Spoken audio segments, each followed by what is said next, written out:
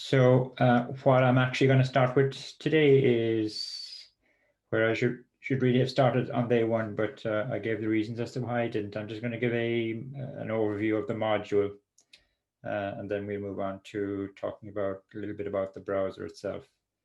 So we've kind of laid some of the foundations, the main foundations as we've laid the JavaScript foundation. So hopefully now everybody is at a reasonable level of competency in JavaScript, although we've only done a week and a bit of it for some of you. But okay, so in terms of an overview of the module, this is what I've put together. Again, I don't want to dwell on it too much. So as a one-liner, that's what we want to achieve: to design and develop modern, secure web apps. The word modern there doesn't really mean anything. I have to expand on that. The other thing we can take from that statement is obviously very much heavily practical based. So we will be doing a lot of development. By design there, I'm more talking about the design of your and structure of your code base, i.e. your JavaScript code base, not so much UI design. I'm not going to get into any kind of CSS stuff. I'm assuming people have those skills from earlier modules, in particular website development, which people would have done quite a while back now, admittedly, but you may need to refresh your CSS skills and obviously HTML. So I'm going to give a context for this module, and that's really the whole area of web apps. Then I'll talk about the module in particular, what we will be looking at in terms of what tools and platforms we're going to use. The last item there, I obviously don't have to cover because we already know what installations are required. At the very end, I'll say a little bit about the assessment structure because I haven't spoken about that so far. Now, in the one-liner there, I use the word modern web apps, and this is my kind of representation of how modern web apps are architected.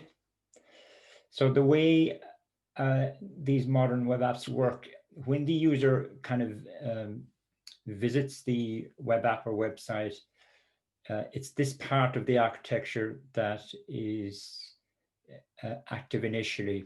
There's an ordinary web server, and the purpose of that web server is to supply the core assets of the web app, these being the assets. Now, there is actually very, very little HTML. In fact, there is only one HTML file, and it doesn't have any body to it. It's essentially a shell or a skeleton web page. There is a heck of a lot of JavaScript stuff sent down, and the amount of CSS depends on how much styling is being done. So the really important part is the JavaScript. And when these assets arrive in the browser, the JavaScript kicks in straight away, and it essentially constructs the view of the web page that the user sees. It does it dynamically in the browser. And then perhaps as well, what it might do, the JavaScript that runs initially, is it may actually send the request down to a web API. We've got a kind of a sense of what a web API is from the random user generator the last day. The web API presumably is connected to some sort of database, and it will return some data. And that data is used by the JavaScript to stitch into the web page that is presented to the user. And then the user behaves in the normal way. They interact with whatever is presented to them. By that, I mean, they click on things, they select drop-down menus, enter something to a text box, etc., etc. And based on that interaction, the JavaScript is going to be running behind the scenes and reacting to what the user has done. So some of those interactions by the user may cause the JavaScript to actually change what's being displayed on the browser. or it may cause it to make another request down to the web API to get some more data, or ask the web API to do some sort of computation and return back the result. In either case, the web API comes back with some more data. The JavaScript takes that data and again, kind of stitches it into what the user sees. And that continues, that kind of sequence kind of continues. But by that, I mean user interacts, JavaScript responds to that interaction, perhaps talks to the web API, but will always change what is being presented to the user. So it's the JavaScript that's actually constructing what the user sees. The top part here has no role any longer. It's only involved in the initial uploading of the assets to the browser, and then it's really out of the picture. So that's how modern web apps are structured from an architecture point of view. This is just a representation of the kind of communication flow that I was talking my way through there. So on the left, we have the browser, talks to the web server on the extreme right, just to get the initial assets. And from there on, the web browser is interacting with the web API, either sending GET requests for data. Possibly it actually may also send a POST request down to the web API. If the user has to fill out some sort of form and submit it, that submission triggers a POST request. The POST plus the data is sent down to the web API, which presumably stores it in some sort of database or whatever. So that's how the communication flows. In these modern web apps, here I'm just showing you what I'm calling the role of the different subsystems. Now, the subsystems in this, it's a distributed system really, in a way. And there's two parts to this distributed system. There's the orange box, which is representing my browser. And that actually, there's a lot of activity going on there. And in particular, the web browser, by virtue of the JavaScript, is responsible for rendering and navigation. By rendering, I mean it actually constructs what the user sees on the screen. And by navigation, I mean as the user interacts with the browser, they will see the address bar in the browser changing. And that change in the address bar will again trigger the JavaScript to do certain things. So the impression that the user gets, if they are actually watching the URL address bar of the browser, which, okay, most people don't, but you guys as technical people, you would notice that the URL in the browser is changing. So the impression is that we're kind of jumping from one page to another page, but in fact, that's not really happening behind the scenes. The green box in the middle then, that's my web API, and that's where all the kind of heavy lifting goes on in terms of any algorithms that are relevant to this particular web app, any business logic, any data processing. And then on the extreme right, we have some sort of database. So that's how modern web apps look and feel. Traditional web apps, I'm just using these terms now. They're not very technical terms. There is technical terms, which I'll mention at the end to distinguish one from the other, but traditional web apps would have been the type of web app that you would have developed in Web App Development 1, that module. I'm assuming everybody has done that module. You've done it at different stages, but if you can think back to when you are doing it, this is how those web apps looked in terms of the architecture. There was only one server, which is, sorry. So the way they worked is the user visited the particular web app. That caused the browser to send a request down to this web app server. and it perhaps consulted with the database, but critically, what it did was it actually constructed the web page, and it sends the web page plus any CSS back to the browser. Very little JavaScript, if any, involved in these types of web apps. The browser receives the HTML and CSS and displays it. Every subsequent interaction by the user with the browser will immediately cause the browser to send a request down to the web app server. It responds perhaps by consulting the database, but it will actually build the updated web page down here and send the complete web page back to the browser again. So it's doing all the work. In the previous architecture, as I said, the browser was actually constructing the web page, whereas now the server is doing it.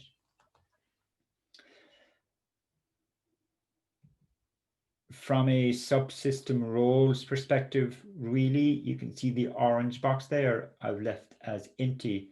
And what we often say is that it's a dumb client. It really doesn't do anything. It just receives the HTML and displays it.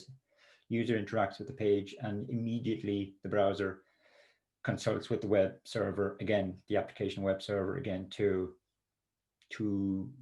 produce the updated web page for the browser to render. So you can see in the green box in the middle, it is now responsible for rendering. Rendering means constructing the web page, as well as all the other stuff, as well as the algorithmic stuff, the business logic, the data processing. From the user's perspective, you cannot tell really as an ordinary user, am I interacting with a modern web app or a traditional web app? You can't tell. They behave the exact same way. The URL in the browser appears the same. It's changing as the user clicks on things, but there's no way of knowing from the user's perspective which type of architecture is actually behind the scenes. This is the communication flow. And again, you know, I've already kind of explained it, I hope. But we're only interested in the modern option there. And I'm kind of very loosely kind of detailing, outlining here the kind of evolution of this type of web app. And they've been around for quite a while. So we're going back to 2004 when they really first came on the scene. The original YouTube was this type of web app. Gmail was as well, I think. But a lot has changed really since 2004. And I'm kind of giving the chronological order in which things kind of happened. So the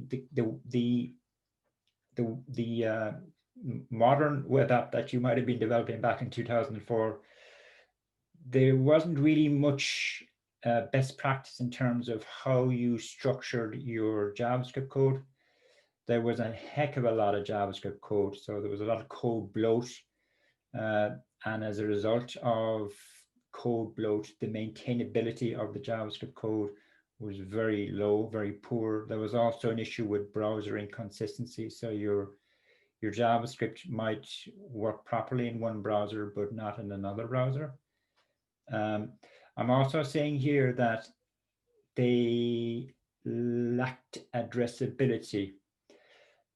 When I was talking about the modern web app there, and indeed the traditional one, I was saying that the URL in the browser changes as the user interacted with it. But in fact, in the very first iteration of these modern web apps, that characteristic of the changing URL in the browser, that's referred to as addressability. It goes back to the very early days of the web when we just had static websites and hyperlinks. And every time we clicked on a hyperlink, that changed the URL in the browser and the page changed as well.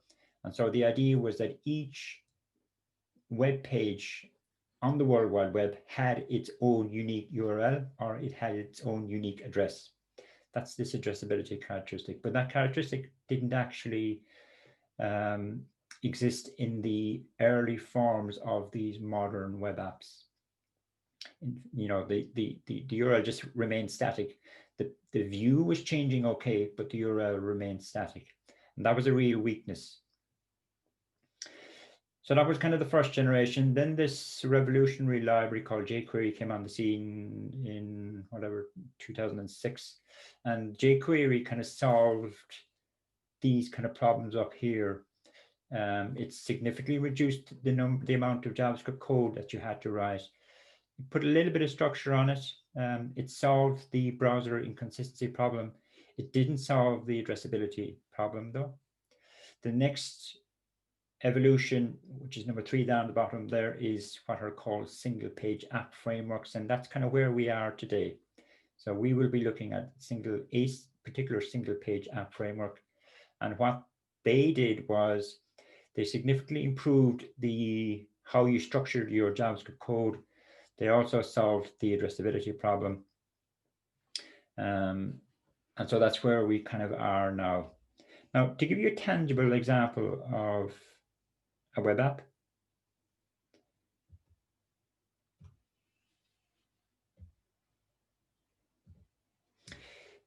we're actually going to develop this web app in the labs starting from maybe next week, but certainly the week after. And what this web app does is it's for movie enthusiasts, Maria. So this is the home page, and what I've got here is a list of various movies. Now, all this movie detail has been pulled from a web API called the TMDB API. I'm just mentioning there. And if you look at the URL now, I'm running the server, I'm running the web server from localhost, but obviously you would deploy it in real world. But I can click on one of these movies, and if you watch the URL address, it's going to change. Now, when I clicked on the image, a request went back to the web API to get some more details on that particular movie. And so I'm displaying the movie here, details here. I've got a button down here, which if I click, again, the URL is going to change. And when I click this, I'm getting some reviews written on that movie, again, pulled from the web API. If I click on this, I can get the full review. Again, the URL has changed in the browser, and the full review has been pulled from the web API. If I go back to my home page, now I can do things like filtering, which won't cause the URL to change. I can also I can select certain movies as being my favorites, and they get removed from this page but added to another page. If I go over to this hyperlink here, okay, so I'm navigating around the place. I can click on this now and I can write my own review. And all the time, as I said, the URL was changing, but in fact, all that was happening was, okay, the physical URL was changing, but the JavaScript behind the scenes was always just reconstructing the UI for us, as well as communicating with the TMDB API. There, in terms of the actual code, you can take my word for it, right? If we look down through the code base, we would only find one actual HTML file, which is this one here. And if you look at it, just glance at it, there's actually no body to the web page at all. And that's the only HTML that exists. All of the action is inside in the SRC folder,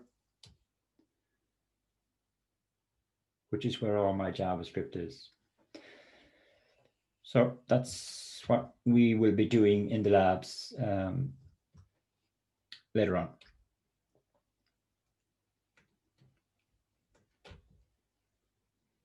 So that's kind of the context, the modern versus the traditional. Now, there are technical names for them, though, really.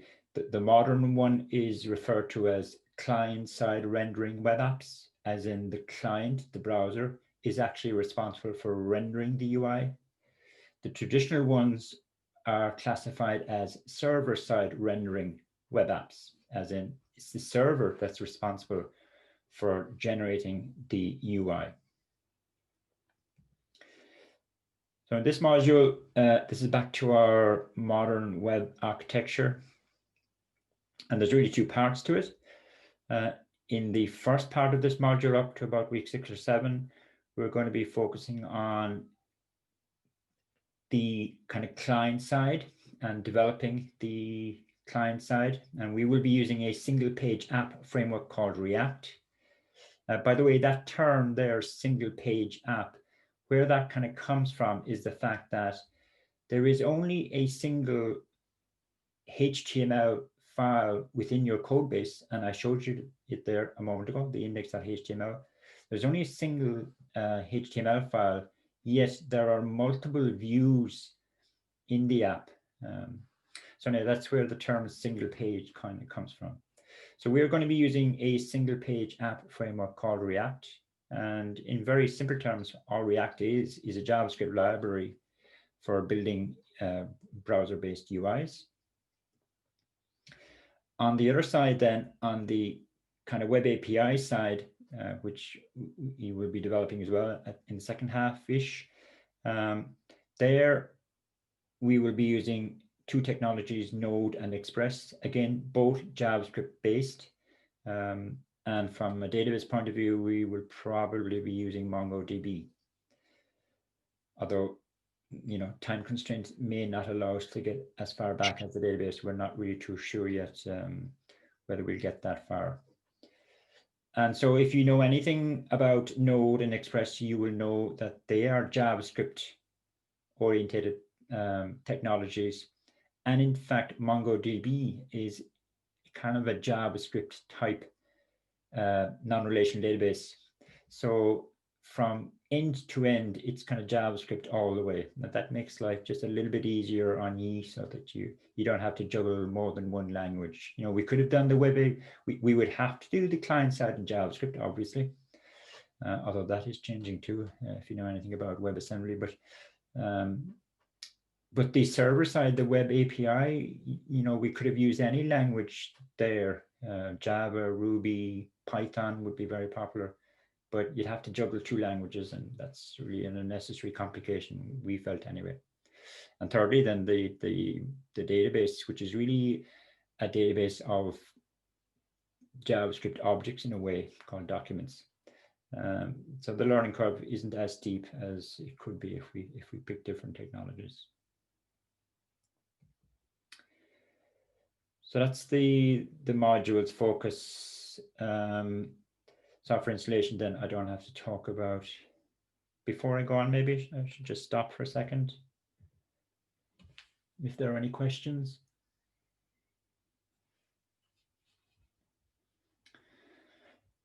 No. Are all our assignments, are they going to be the same? Like, is it all based on building that movie kind of? Well, the labs, yes. That's actually my next slide here, right? We know that. We know you will need a GitHub. I am telling you here as well, just you can change your, go into the settings side of your GitHub and just make sure that it's your proper name as recorded on Moodle for here, because that makes life just a little bit easier on us. So the assignment or the assessment side, this is kind of the breakdown, and there's a little bit of uncertainty because you know, we're doing this in a mode now that we've never done before, i.e. the online mode, so we're not sure about how much progress we're going to make. But the labs will account for between 20 and 25%. And as I said before, the labs are going to be very prescriptive. So it's just a case of working your way through them. And as you now know, the labs will be concerned with rolling out that movies app. Then in terms of the remaining 75 to 80%, that'll be made up of two projects. One where you will develop a client side, and the other where you will develop a web API side. Now, we will be asked on the client side, we will be asking you to take the Movies app and extend it predominantly. Only on exceptional cases can somebody develop something other than the Movies fan app, and you would have to justify. But we are open to people going a different route if they wish, but you would have to justify it with us, and you would definitely have to tell us beforehand that you would like to do something else. On the web API side, similarly, you will take the Movies web API that you develop with Frank and extend that out as well. I'm not sure if that answers the question or not.